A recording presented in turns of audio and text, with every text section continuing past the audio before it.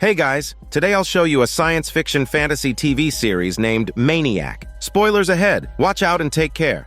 The drama tells about a wealthy heir living in the shadow of his family and a poor woman plagued by her dysfunctional upbringing. Both find themselves entangled in a mad scientist's medical experiment due to their respective psychological issues. Like lab rats, they are forced to travel through one bizarre alternate world after another, experiencing strange and fantastical lives.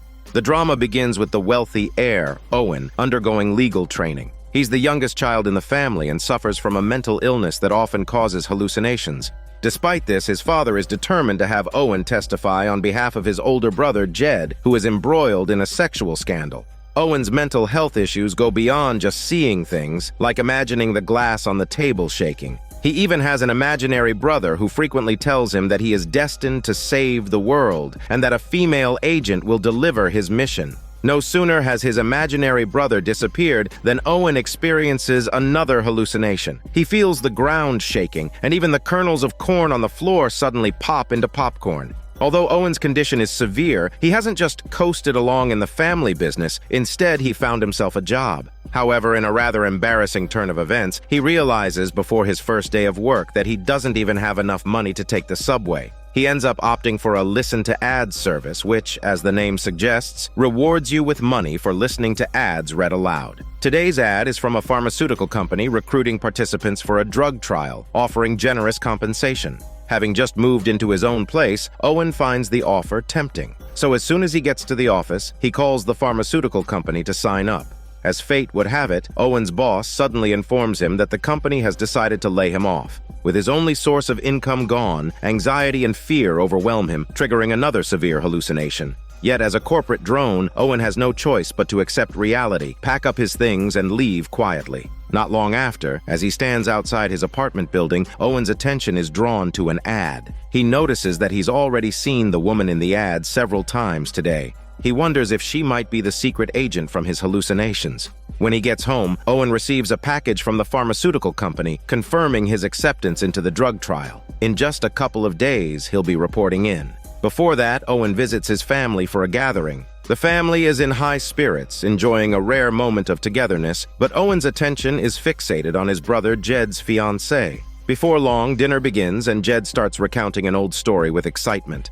As a child, Jed had a pet gerbil, but one day, after a basketball game, he came home to find the gerbil had disappeared. After searching high and low, he discovered that Owen had taken in an injured eagle from the park, which then snuck into Jed's room and ate the gerbil. Jed noted that Owen had responsibly released the eagle afterward, but Owen's face showed an uneasy expression as he listened to the story. In fact, Owen has 4 older brothers, but they've always refused to include him in the family photos. It was only Jed's fiancée who couldn't stand it anymore and insisted that Jed include Owen in the picture, saying she wouldn't marry into the family otherwise. This sparked some inexplicable feelings in Owen toward Jed's fiancée. He bluntly told her that he'd just been fired and suggested they run away together, start a new life with new identities in a new place. Jed's fiancée was shocked, though she assumed Owen was joking. Right now, she was more concerned about whether Jed was guilty of the sexual crime he was accused of. Owen quickly assured her that he had been with Jed at the time, putting her worries at ease. Just as the family was about to start playing games, Owen, feeling cornered, made up an excuse to leave. Jed tried to force him to stay, leading Owen to swear in front of the kids. Seeing this, their father hurriedly took Owen out of the house. As the two walked down the street, Owen's father tried to persuade him to return to the family business. But Owen knew his real motive and immediately agreed to help Jed by giving false testimony. However, he mentioned that he had a new job and would be traveling for the next few days, so his father shouldn't try to contact him. His father was thrilled by this, assuring Owen that it was all about protecting the family and that he shouldn't feel too pressured. The next day, Owen arrived at the pharmaceutical company for the experiment as scheduled, only to spot the woman from the ad, Annie, once again.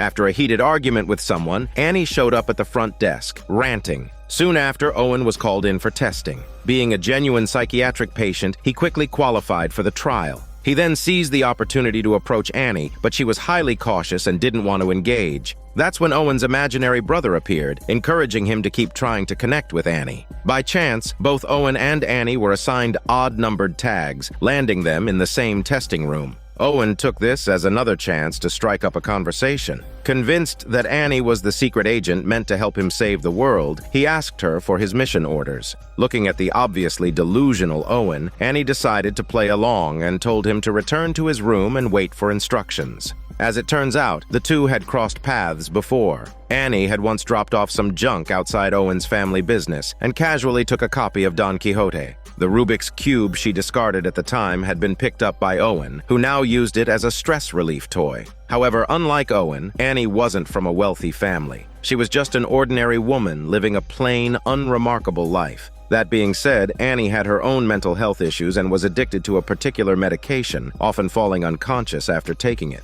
Her roommates had long since gotten used to this. Before coming to the drug trial, Annie had finished off her last pills and decided it was time to quit for good. As someone struggling with poverty, Annie couldn't even eat breakfast without having to listen to ads. But as she listened, she suddenly had a bold idea. Since the Listen to Ads service offered unlimited ads, she thought she could convince the staff to accompany her to Salt Lake City to visit her sister, which would cover her food, lodging, and travel expenses. The staff member reading the ad was equally shocked by this audacious plan. Without hesitation, Annie packed her bags and even brought Don Quixote along for the journey. But by daylight, her plan seemed too unrealistic since she would have to pay out of pocket. As an unemployed person, Annie couldn't even afford rent, let alone a long-distance trip. So she decided to ask her father for money and invited him to come along to see her sister. For some reason, her father, despite owning a large house, preferred living in a tiny room. Faced with his daughter's invitation, he flatly refused. Left with no other choice, Annie took the money and headed to the bus station on her own.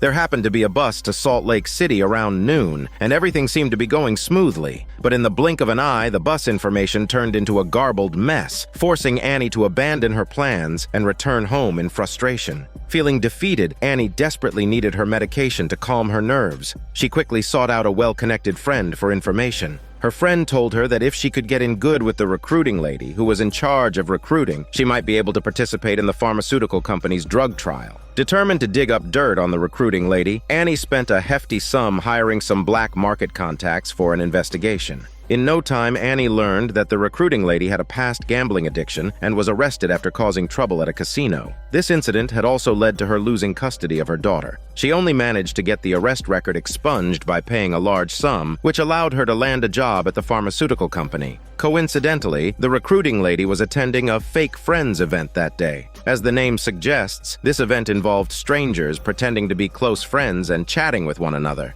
Annie quickly found the recruiting lady and struck up a conversation. After a round of insincere small talk, Annie almost slipped up. Tired of pretending, she decided to cut to the chase and threatened the recruiting lady into letting her participate in the trial. Her harsh words startled a nearby child, leaving Annie feeling guilty as she hurriedly made her exit. The recruiting lady was perplexed and later sought Annie out to get to the bottom of things. After several exchanges, the recruiting lady finally understood the situation. 5 years ago, Annie had a huge argument with her sister, resulting in a severe, irreversible fallout. Only the new drug being developed by the pharmaceutical company could help Annie get through the days. Sympathizing with Annie's plight, the recruiting lady arranged for her to participate in the trial the next day, but Annie failed to pass the initial screening. Furious, Annie began arguing with the staff. Afterward, Annie tracked down the recruiting lady again, relentlessly pestering her and even threatening to kidnap the recruiting lady's daughter. Cornered, the recruiting lady came up with a plan. She coaxed a participant who had passed the screening to give Annie their number, allowing Annie to slip into the trial unnoticed.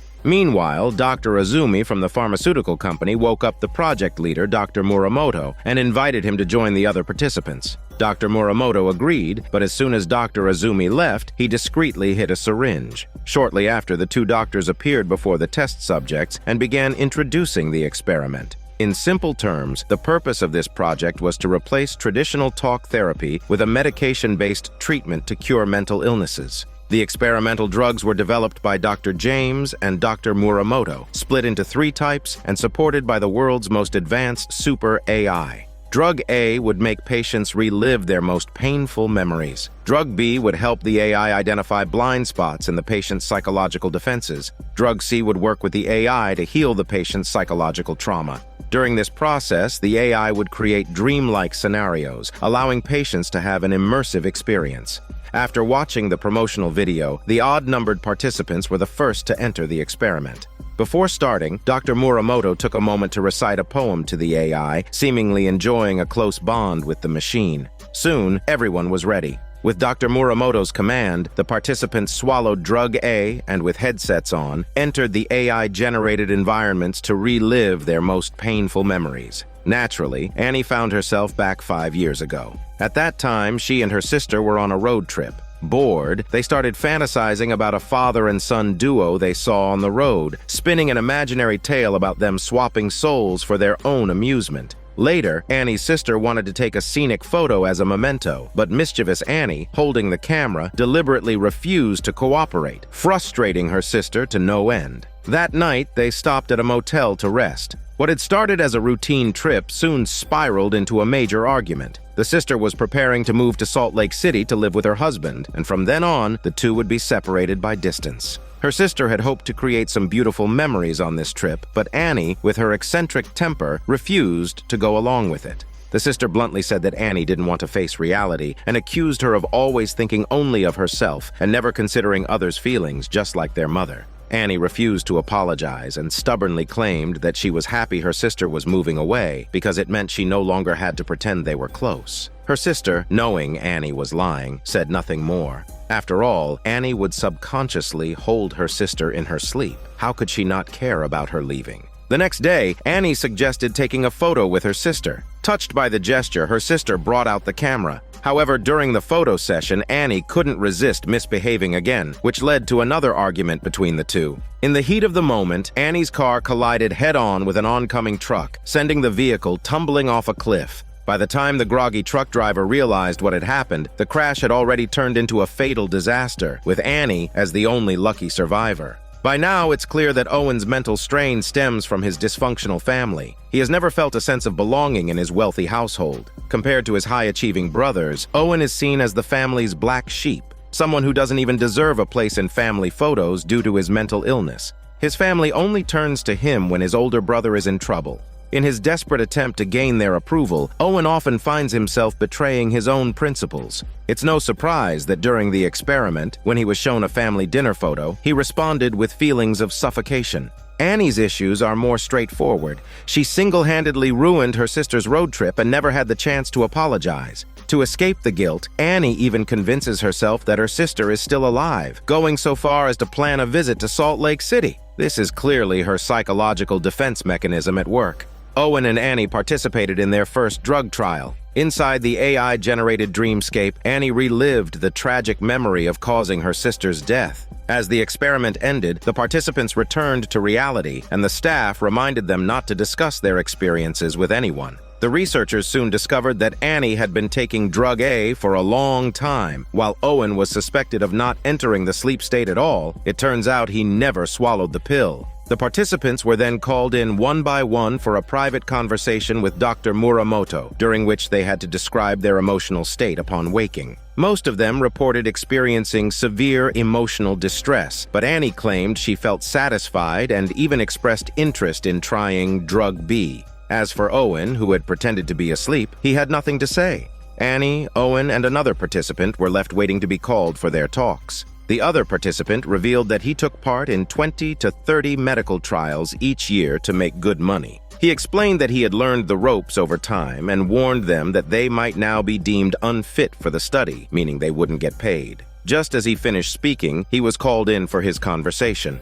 Owen quickly confided in Annie that he hadn't taken the pill. Annie, however, calmly admitted that she had been humoring him all along. She revealed that she had sold her likeness to an advertising company 4 years ago, which is why Owen kept seeing her in commercials. Before they could finish their conversation, it was Owen's turn for his interview. Dr. Muramoto didn't waste time and asked Owen to share his most painful memory. Owen recounted an event from 7 months ago. He had been at a family gathering, unable to take his eyes off Jed's fiancée. Jed noticed something was off, but didn't address it directly. Instead, he took advantage of the situation, manipulating Owen into agreeing to give false testimony on his behalf. Jed used both emotional blackmail and threats, even suggesting that Owen might be sent to a psychiatric hospital if he didn't comply. However, Owen stood his ground, showing no fear. In response, Jed dropped the subject and headed downstairs to announce his engagement. To express his affection, Jed decided to sing a song. As the eldest son, he was well loved by their father, who even played music for him as he sang. The guests were all immersed in the warm and harmonious atmosphere, except for Owen, who was deeply upset.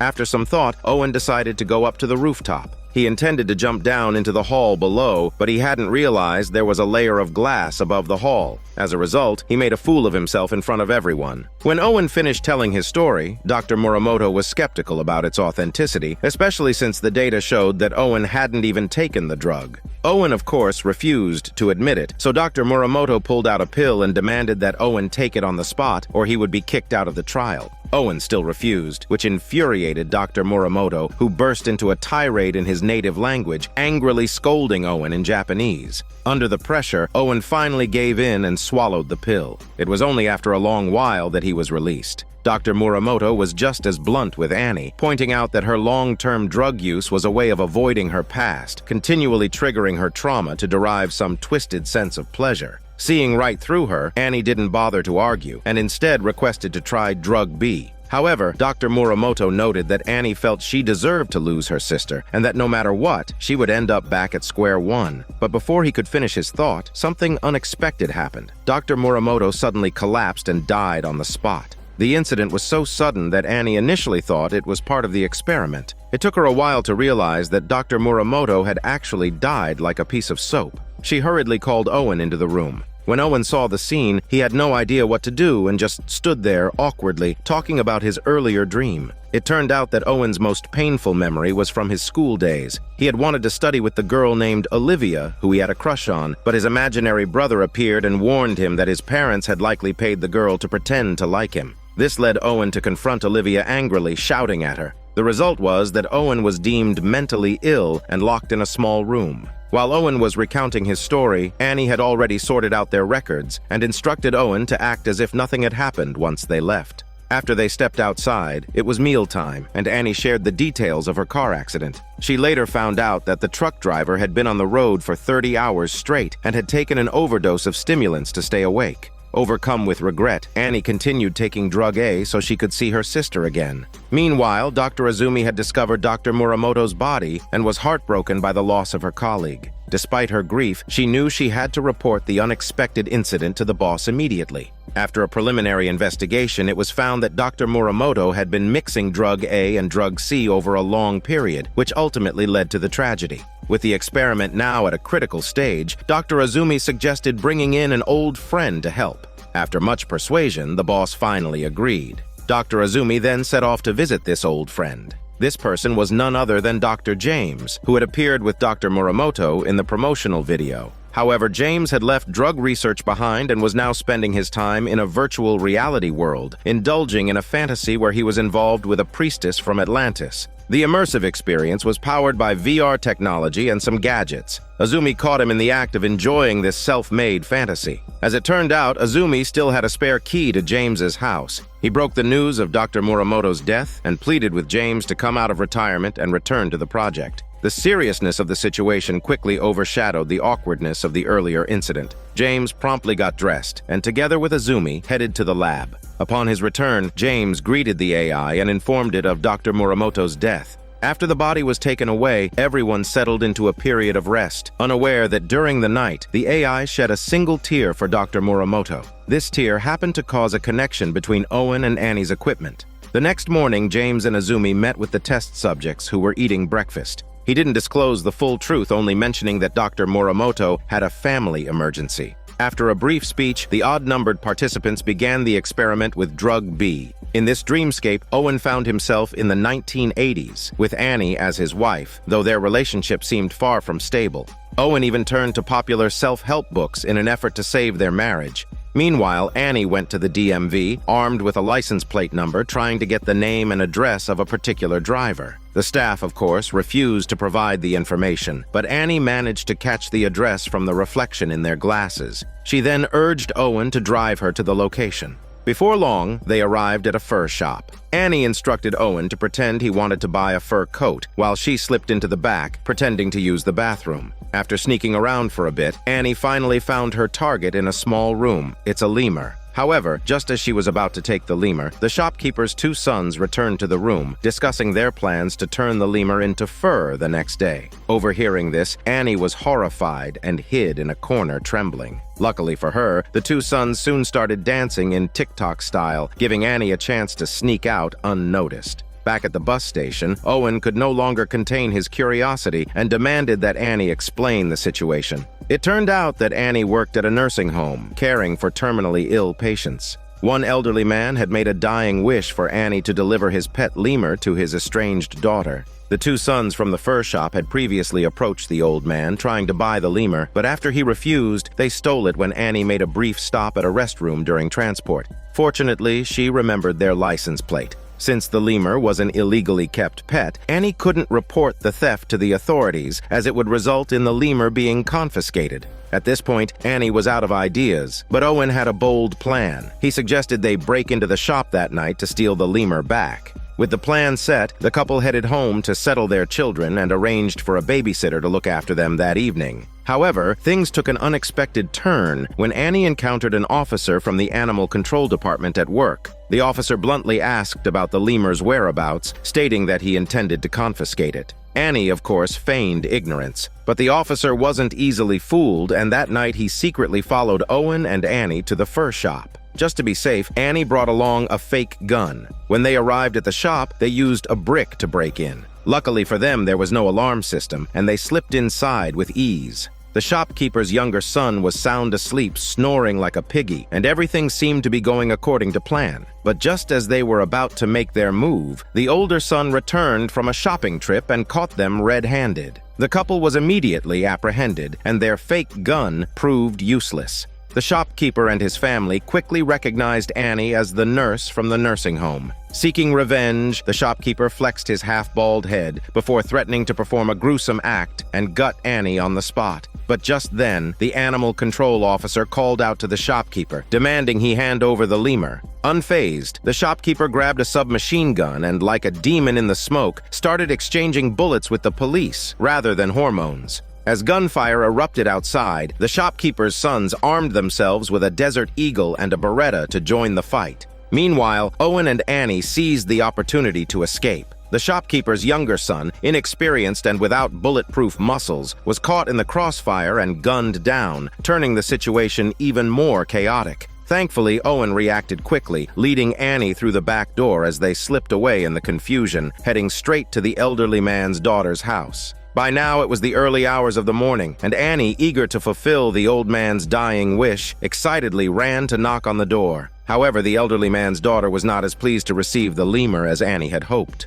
Years earlier, she and her father had a fierce argument. The day before, she had received a letter from her dying father in which he wrote that after all these years, he had come to realize that lemurs were far better than human children. He sent the lemur to her as a reminder not to have kids. At that moment, a truck rumbled by, the loud noise triggering something in Annie's memory. She, too, suddenly told the daughter that she shouldn't have children, but it was too late. The woman was already pregnant, and she had even picked out a name for the baby, which happened to be the same name as the truck driver who caused the accident that killed Annie's sister. Realizing the awful coincidence, Annie felt crushed and returned to the car, dejected. Seeing her so distraught, Owen was confused, and Annie slowly began to recount her past. One day, when she and her sister were young, they woke up to find their home empty. After wandering for hours, they found their father, who was breaking down in crocodile tears. At that moment, Annie realized their mother had left without saying a word. Her first instinct was to protect her sister, so she hurriedly brought her home to bake a cake, pretending that nothing had happened.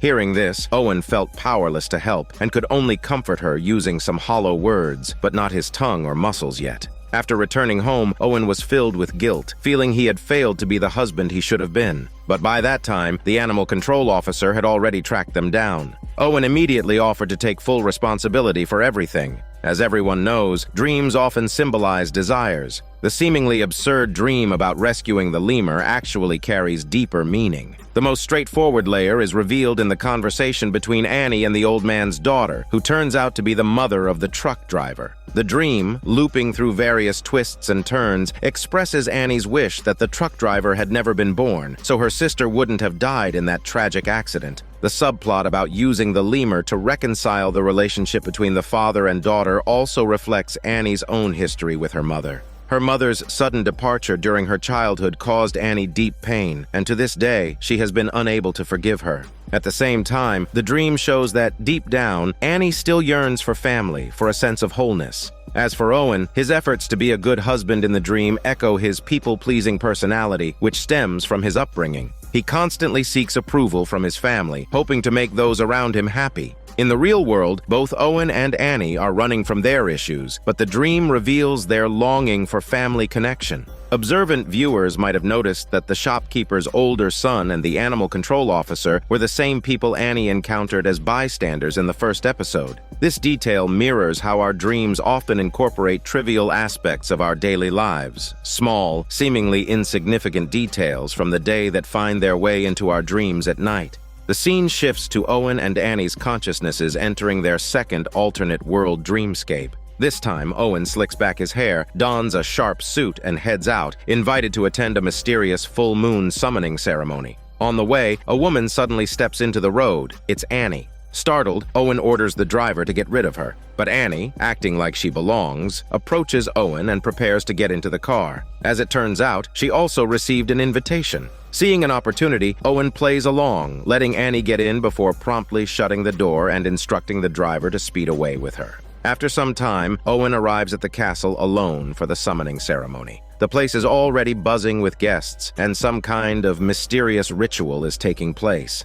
To his surprise, Owen encounters a familiar face, his former crush, Olivia, the woman he once idealized. She seems to know why Owen is there, but he isn't interested in bringing Olivia along on his secret mission. Instead, he mingles with the other guests. Unlike his usual timid and socially anxious self, Owen is now confident, chatting with ease and even planning to perform a magic trick for the crowd. Just when he thinks he's in control, Annie shows up at the castle, catching Owen off guard. In this dream world, they are still married, though Owen harbors deep suspicion toward her for reasons he can't fully explain. Both are there for the same reason, to steal the lost chapter of Don Quixote.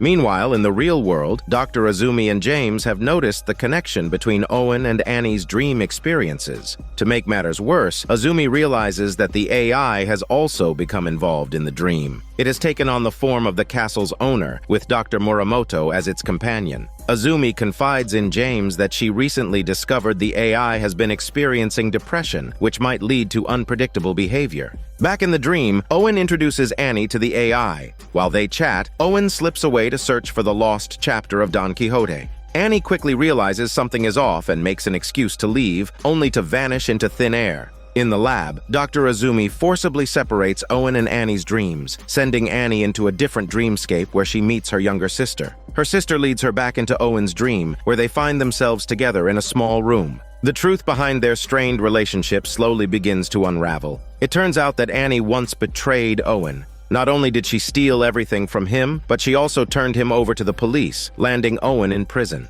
Not wanting to dwell on the past, Annie changes the subject to the lost chapter of Don Quixote. Legend has it that anyone who reads this chapter becomes lost in their own fantasies, forever trapped in a dream world. The chapter is hidden somewhere in the castle, and Annie suggests they team up to find it. She insists she knows it's concealed behind a mirror and repeatedly promises not to betray Owen. Reluctantly, Owen agrees to cooperate with her. The main event of the evening, the summoning ceremony, is about to begin, and Owen and Annie are chosen by the AI to act as mediums, along with Dr. Muramoto. They have no choice but to participate in the ritual. As it happens, Dr. Azumi is still manipulating the dream, and once again, Annie disappears into thin air. The others believe it's a divine sign and suspect nothing. Owen, thinking Annie has used this as a chance to escape, sets off to find her. Annie, however, is led back to the castle by her sister once more, and the two of them meet up again in the small room. This time, Annie works quickly and skillfully, managing to unlock the mirror's secret mechanism. Owen swiftly cracks open the safe, but the lost chapter is much smaller than they had anticipated.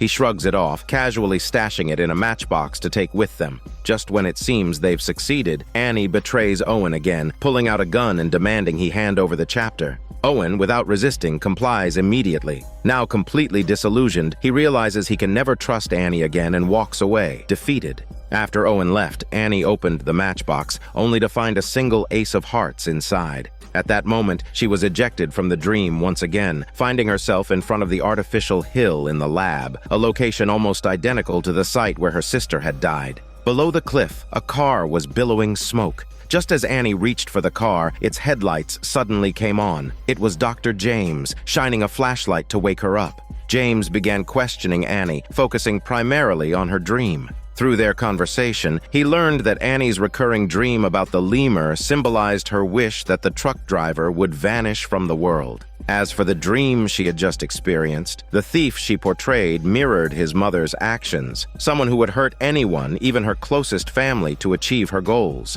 However, Annie in real life would never do such a thing. After their discussion, it became clear that Annie was suffering from borderline personality disorder, deeply affected by her mother's abandonment and her sister's death. Meanwhile, Owen handed over the true chapter to the AI, instructing it to guard it carefully. It turned out Owen had been collaborating with Olivia all along. Though their teamwork was seamless, after seeing what happened with Annie, Owen was reluctant to partner with anyone again. Now, all he wanted to know was how Annie managed to return to the castle. The driver soon revealed the answer. Annie had shot him in the shoulder without hesitation, rendering him unable to stop her. With this revelation, the dream ended. Owen was immediately taken to see Dr. James. After answering a few questions, he too received a diagnosis, paranoid schizophrenia, with frequent delusions of another brother. Once Owen left the room, Annie quickly asked if he had experienced the same dream as she had, but Owen firmly denied it, refusing to say more. After the experiment concluded, Dr. Azumi finally revealed that James, despite being a doctor, had developed a mental illness himself. After being suspended from his position, his experiments hit a bottleneck, and crises continued to arise. In an effort to protect test subjects in dangerous situations, Azumi had programmed a bit of empathy into the AI, giving it human-like emotions. Initially, the effect was immediate and positive, so Azumi added more basic emotions. But she never expected this would lead the AI to fall in love with Dr. Muramoto. When Muramoto unexpectedly died, the AI fell into a deep depression, desperately trying to understand itself. At this point, Azumi suggested bringing in James's mother, as she had a unique understanding of the AI. However, years earlier, James had a major falling out with his mother, and the mere mention of her name made him extremely agitated. He flatly refused the idea. As the test subjects continued to exchange their experiences, James sought out the AI, pleading with it to cooperate and complete the experiment. But the AI demanded to see its true self. With no other options, James finally made the call to his mother. It was the first time in years that he had spoken to her. Knowing he needed her help, James swallowed his pride, apologized, and begged her to come. She arrived at the lab with her young lover in tow, but James refused to let the lover inside. His mother didn't mind and quickly sent him away. Meanwhile, the persistent Annie sought out Owen again, and after a heartfelt conversation, they were finally able to resolve their issues. At the same time, James introduced his mother to the AI, but she quickly took control of the conversation. Not only did she instantly pick up on James and Azumi's past romantic relationship, but she also brought up James's tendency to indulge in self-absorbed habits. Flustered, James tried to steer the conversation back on track, and Azumi quickly chimed in, explaining that when she designed the AI, she had heavily referenced James's mother's research, even modeling the AI's virtual persona after her. As it turned out, James's mother was one of the world's most renowned talk therapy psychologists. 7 years ago, after a heated argument with his mother, James decided to develop a drug that would fully replace talk therapy. Upon hearing this, his mother was smug and eagerly agreed to help. Worried that his mother might have ulterior motives, James pulled Azumi aside for a private conversation, expressing his desire to abandon the original plan. However, Azumi argued that James's mother was their best chance to save the experiment, and they had no choice but to take the risk. Persuaded by Azumi, James reluctantly sent his mother to meet the AI. After she left, James opened up to Azumi about his past. When his father abandoned the family, instead of comforting him, his mother dumped all of her negative emotions on young James, who was only 8 years old at the time. The emotional burden deeply traumatized him, and even now, he couldn't let go of that pain. Later that night, after everyone had gone to bed, Owen packed his things and tried to slip away unnoticed. However, the AI called out to him, asking about his intentions. Owen confessed that he believed he was beyond saving and had decided to admit himself into a psychiatric hospital. The AI then revealed that it had endured the same suffering as Annie and had intended to keep her there. This caught Owen's attention, and worried about Annie's safety, he decided to stay. The next day, he tried to convince Annie to leave, telling her a story about how his pet eagle had eaten his brother's gerbil. But in the end, it wasn't Owen who released the eagle. Rather, it was Jed who had brutally killed the bird with a hammer. At that moment, staff arrived to notify them of the upcoming seed drug experiment. For Annie's safety, Owen reluctantly agreed to participate. However, this time, Annie wasn't with Owen. Instead, she transformed into an elven ranger and entered a dream realm with her sister. The dream sequence at the start of this chapter may have seemed abrupt, but it was actually a setup from the previous one. Back then, while Owen was waiting for Annie, he was reading a novel in his car, which featured characters like Olivia and an owl. As for Don Quixote, that was the novel Annie received in the very first episode. Of course, Don Quixote himself was lost in fantasy, which mirrors the central theme of this story. In this dream, both Owen and Annie became the people they despised the most. Owen, like his father and brother, was suddenly socially adept, calculating, and decisive in his actions. Annie, on the other hand, admitted that her mother was willing to betray and use anyone to achieve her goals without feeling any guilt. This reflected how deep down, both Owen and Annie feared they could easily become these versions of themselves, which is why they constantly suppressed these traits in the real world. The irony is that Dr. James, the founder of the project, was also a patient. The verbal abuse he endured as a child was just as severe, if not worse, than Annie's experiences. Interestingly, the character of James's mother had been foreshadowed all along. Whether in reality or in the dream world, Owen was an avid reader of her best-selling psychology books. The AI's appearance in the castle, as Azumi had mentioned, looked exactly like James's mother. Back to the story. After Owen and Annie completed the bee drug experiment and each received their diagnosis reports, Dr. James had no choice but to call his mother for help due to issues with the AI. Following this, the seed drug experiment began, with Annie transforming into an elven ranger and venturing into the dream realm with her sister. Meanwhile, Owen also found himself with his family, but this time, his father had gone from being a wealthy businessman to the head of a criminal syndicate. One day, Owen's father revealed that Owen had a brother he'd never met. The brother had been too noisy and disloyal to their father, so he was given up for adoption. However, that wasn't the main point of their conversation.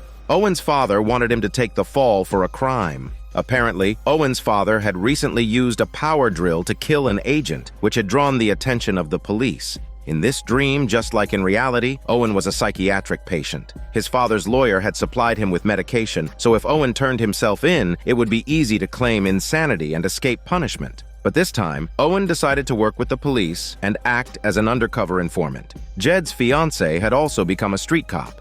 Wearing a wire, Owen returned home, just in time to witness his father preparing to execute a traitor from his crew. His father's methods were shockingly brutal. He grabbed a power drill and drilled directly into the man's skull, the splattering diabetic blood only fueling his excitement. Owen had tried to follow his father in the past, but his father always seemed to sense when he was being watched, making it impossible for Owen to gather any useful information. This suggested that there was a mole within the police force, but identifying them seemed impossible, and the uncertainty was driving Owen's stress levels through the roof. Yet he had no choice but to continue.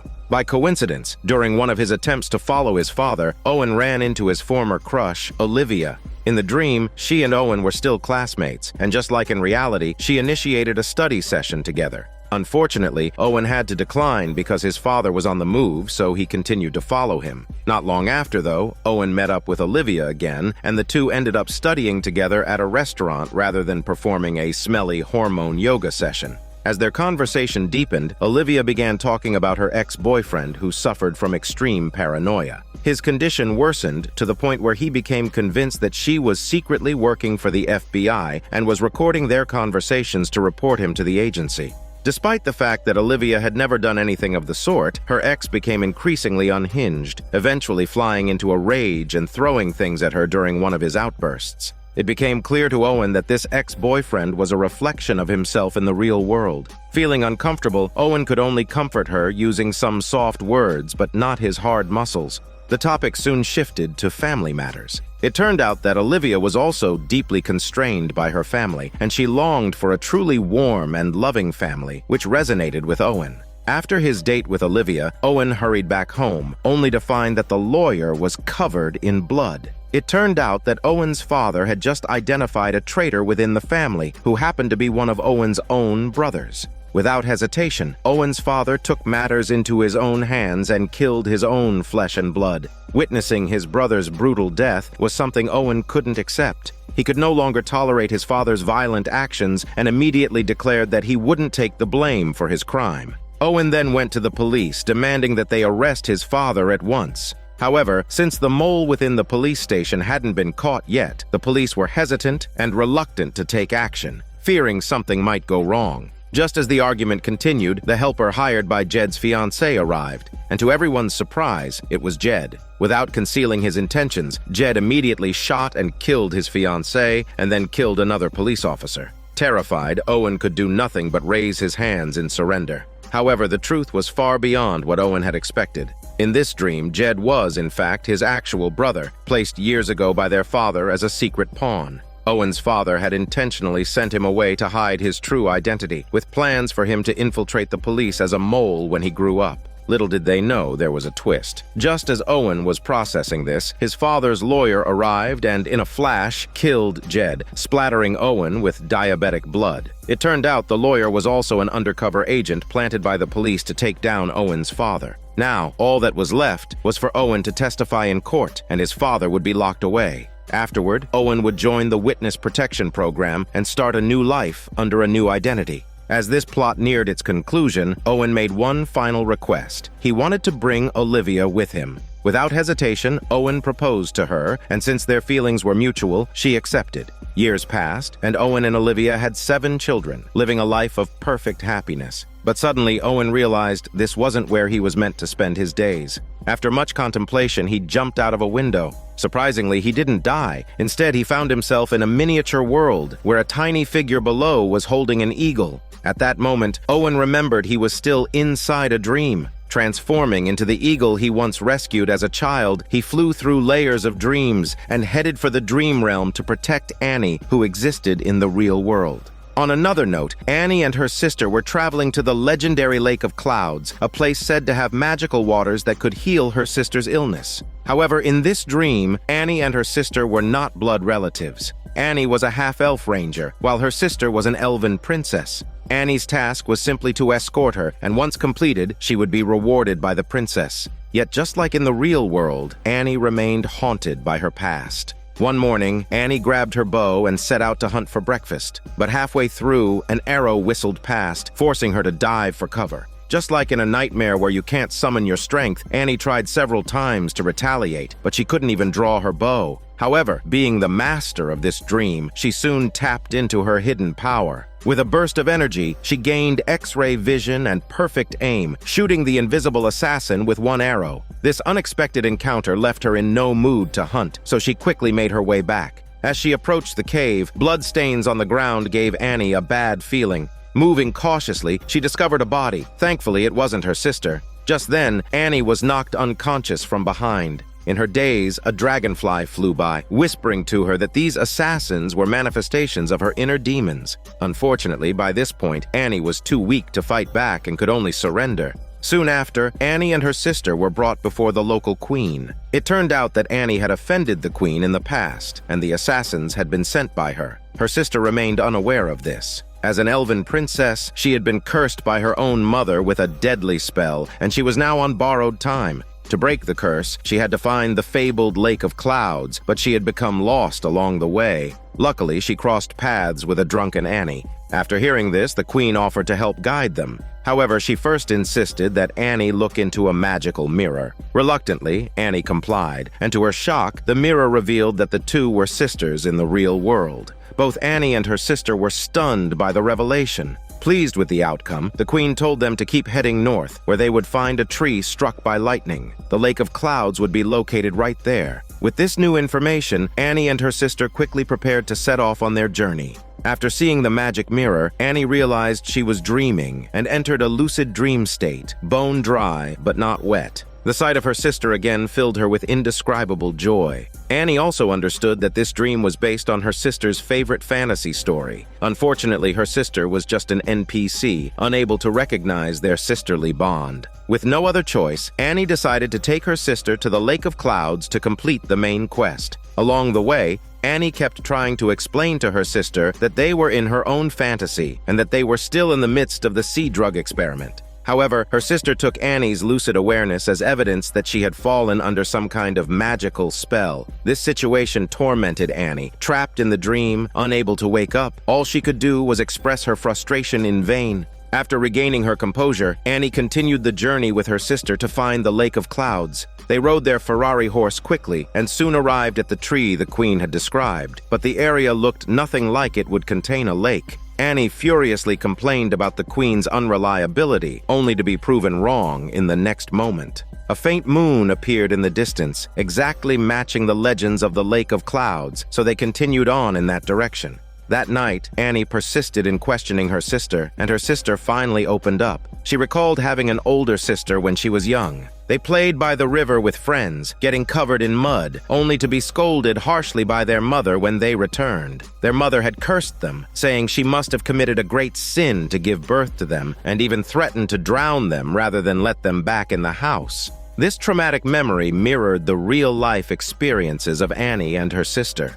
The next day, after more arduous travel and overcoming obstacles, Annie and her sister finally arrived at the Lake of Clouds. However, the terrain was eerily similar to the site of their real-life car accident. Meanwhile, in another part of the dream, James's mother was having a conversation with the AI, but she quickly realized the AI had spiraled into madness, its emotions becoming uncontrollable, and there was nothing she could do to help. Jolted awake, she realized the test subjects were in grave danger. As soon as James's mother left the dream, the AI found Annie. It offered her the chance to stay in the dream forever, to remain with her sister and never return to the real world. Just then, Owen, transformed into an eagle, arrived and warned Annie not to fall for the AI's trick. Before he could finish, the AI struck him down and Owen fell into the lake. By this point, Annie had made up her mind. Desperate to continue being with her sister, she chose to get into the AI's car without hesitation. But it was all a deception. The AI's true plan was to keep Annie trapped with it forever. According to the experiment's progression, this dream sequence had reached the healing stage. In the dream, Owen's and his brother's roles were reversed. Jed became the neglected one, while Owen was still expected to take the fall for the family. This change revealed a deeper truth. Their father was the root of all the conflict. His actions and parenting had turned Owen's brother into a villain, which is why the family became a criminal syndicate in the dream. To Owen, the family business and organized crime were indistinguishable. In the end, Owen fulfilled his desire to be a good person, choosing to stand on the side of justice. Even the lawyer, who had once enabled his father, switched sides and helped Owen clean up the mess at a critical moment. Moreover, Owen not only resolved his regrets with Olivia, but also achieved another goal, starting a new life with a new identity. Ultimately, Owen became fully aware that he was in a dream, choosing to leave the illusions behind and protect his real-world friends. This showed that Owen had successfully healed. As for Annie, instead of leading her sister to death, she brought her to a place of hope in the dream, the legendary Lake of Clouds, which had the power to break their mother's curse. The lake's symbolic significance was clear. If not for the AI's interference, Annie would have been able to say her final goodbye to her sister and complete her healing journey. However, in the end, Annie couldn't resist temptation and fell into the AI's trap. The scene shifts to Owen entering a brand new dream after falling into the lake. In this dream, he inexplicably became an Icelander. His friend, the exact imaginary brother back in the real world, was still trying to persuade him not to confess. It turned out they were currently in a meeting at the Nordic headquarters. Owen had accidentally killed an alien, and now its people were preparing to wage war in revenge. To appease the alien's anger, NATO had decided to execute Owen as a form of apology. Owen willingly accepted the blame and began recounting the events that led to this situation. During a bird-watching expedition, Owen had come across an injured alien. Out of kindness, he brought the alien home and took care of it. Once the alien had recovered, Owen told his friend about the encounter. At this point, Annie also appeared at the scene. Owen thought she looked familiar but didn't dwell on it and continued telling his story. At the time, the alien promised it could help humanity solve all its problems and assured them that it would do no harm. To prove its sincerity, the alien cured the friend's daughter of cancer and even provided the equation for time travel. Everyone was overjoyed and decided to announce this to the world the following day. But before that, the friend threw a party to celebrate. During the festivities, Owen accidentally knocked a drink onto the electrical panel, which was connected to the microphone. Just as the alien was about to give a speech, it was electrocuted and exploded in front of the stunned crowd. After Owen finished recounting the story, the ground suddenly began to shake. The alien army had arrived, ready for battle. The generals had no choice but to order Owen's imprisonment. Knowing his time was running out, Owen contemplated ending his life, but couldn't bring himself to do it. At that moment, Annie snuck in and revealed a shocking truth. She was a CIA agent. The CIA had already investigated and discovered that the alien Owen had saved was actually planning to invade Earth and turn all humans into skewered meat for sale. Owen refused to believe her smelly bullshit, but Annie didn't argue since her mouth is indeed smelly. Instead, she stuffed 2 pieces of paper up his nose, explaining that Owen's current identity was just a superficial disguise and that his true self was buried deep within his subconscious. She had come to awaken him. Annie herself had undergone similar memory erasure when she was recruited by the CIA, so she was well versed in this process. Under Annie's guidance, Owen began to recall snippets of his real life, which caused him to start bleeding from his nose. Annie, pleased with his progress, told Owen that in order to unlock his sealed power, they needed to go to the Galaxy radio station. Annie then transformed into a ruthless killing machine, slaughtering the guards who arrived to stop them. Like the assassins from earlier, these guards were actually manifestations of Owen's inner demons, but NPCs stood no chance against the main characters. After Annie's killing spree, the two made their way safely into the elevator. Back in the real world, James's mother was telling James that the AI had gone completely mad and was planning to imprison the test subjects, torturing and playing with them at will. She had tried to stop it, but the AI had thrown her heavy body out of a window like a giant Barbie toy, causing her to wake up. However, Azumi noticed that the test subject's data appeared normal, and James assumed there was no real problem.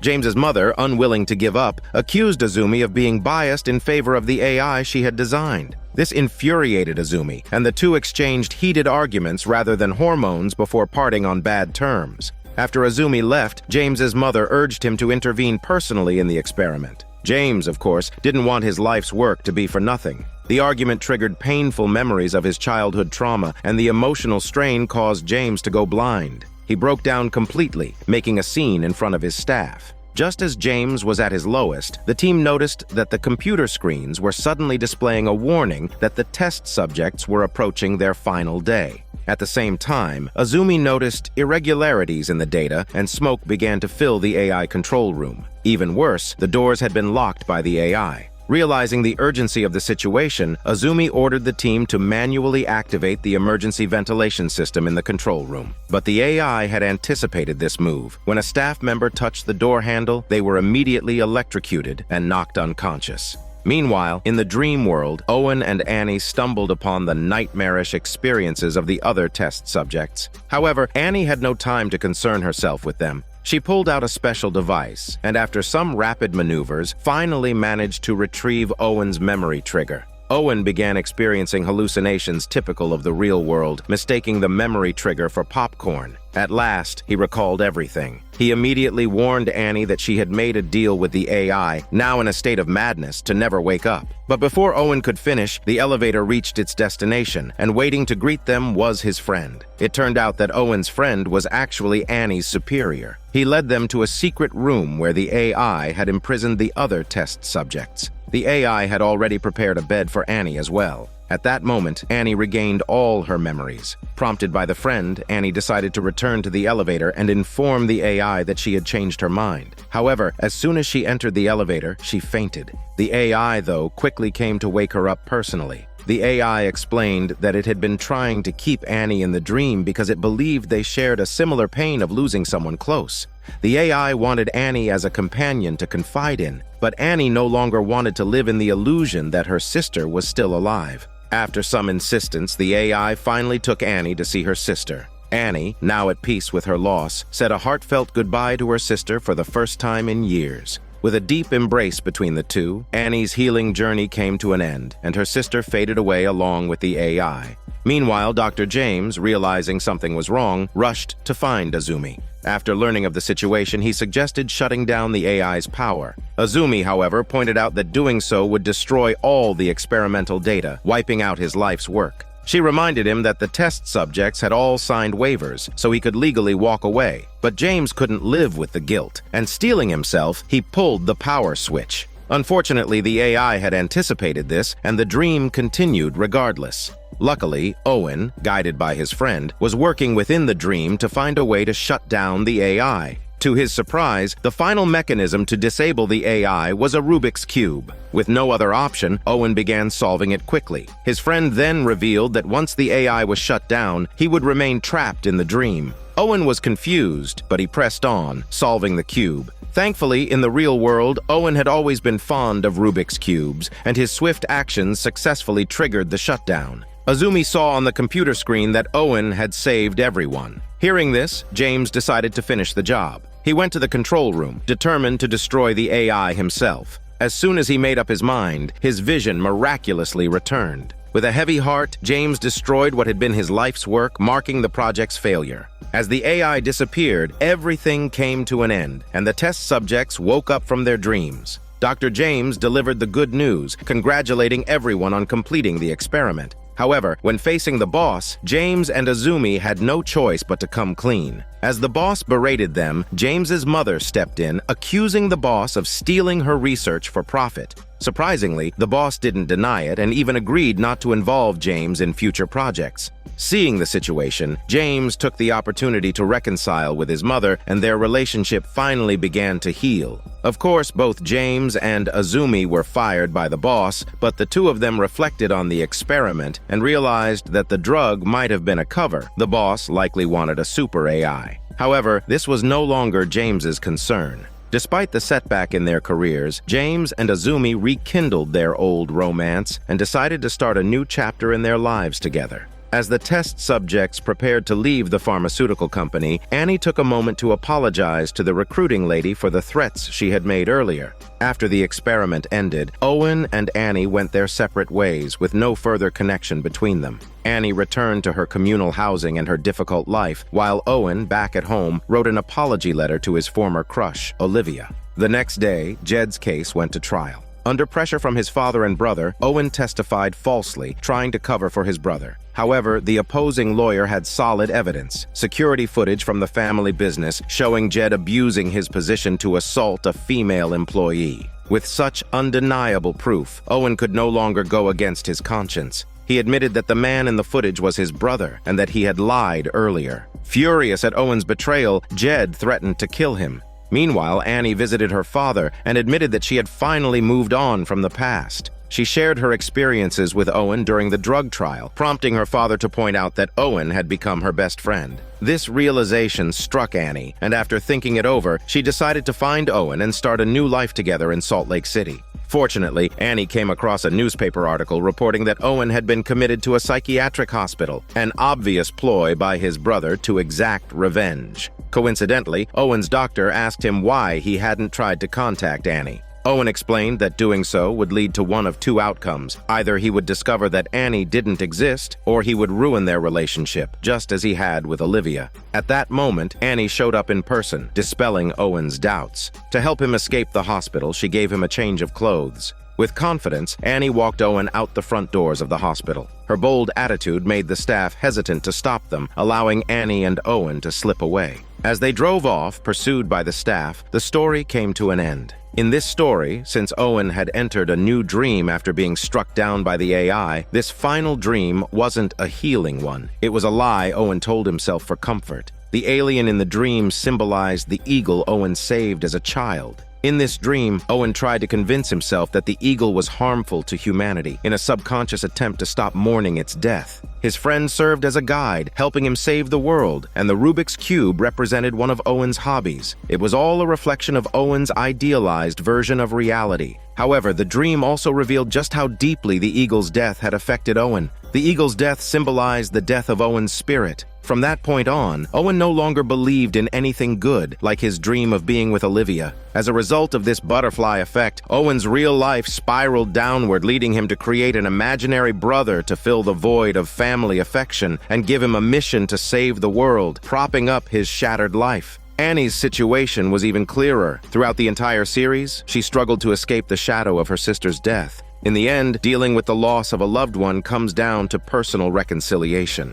Dr. James, like Annie, suffered verbal abuse from his mother as a child. His obsession with self-entertainment in virtual worlds was a reflection of his trauma, driving his desperate need to achieve something and escape his mother's shadow. After his failure, he ultimately returned to her for comfort. Many characters in this series showed signs of psychological issues to varying degrees. Dr. Azumi coped with her emotions by chain smoking. Dr. Muramoto had a tragic romance with the AI, and others struggled with drug addiction. In the end, Annie broke Owen out of the psychiatric hospital, escaping both the suffocating institution and her own troubled family. Together, they left their pasts behind, with Owen achieving his dream of starting a new life under a new identity. But as for what the future holds for Owen and Annie, no one can say for sure. This is Daniel CC Movie Channel. Stay safe and enjoy your day.